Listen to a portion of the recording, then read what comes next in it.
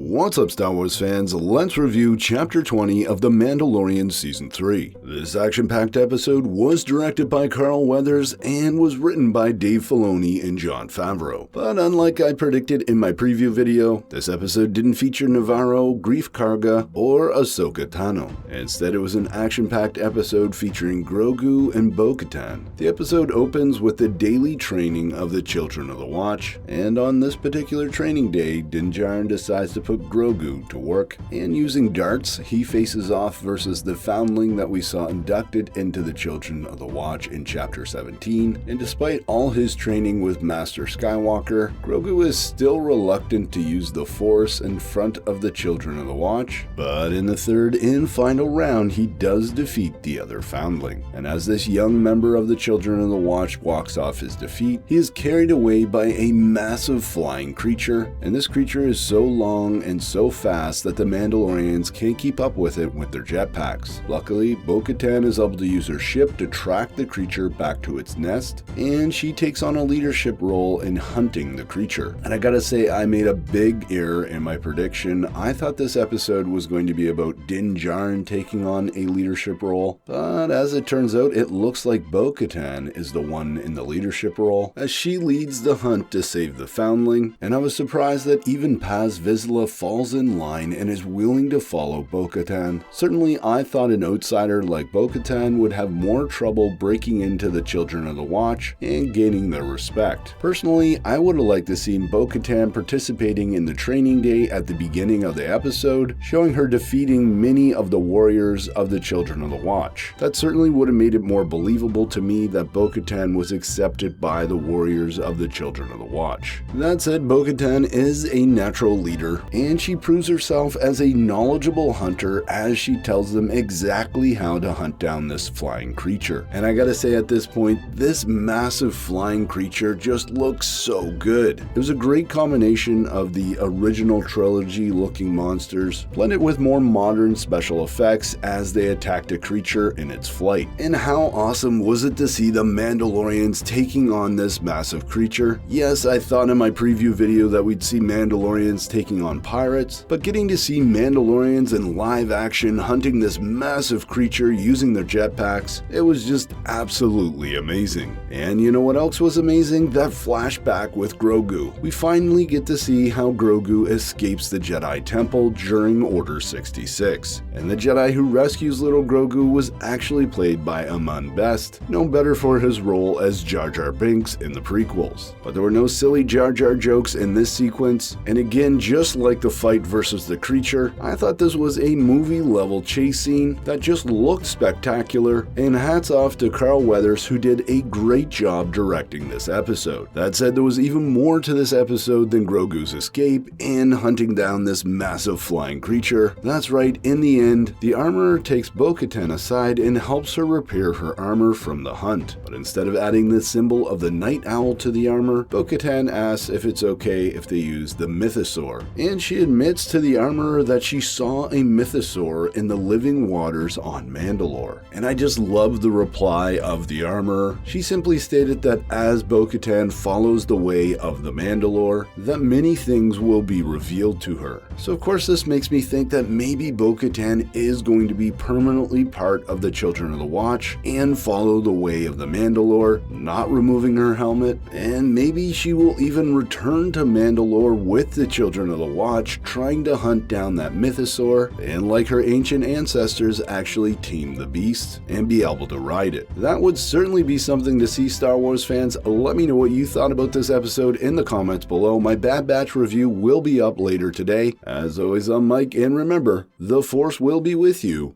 always.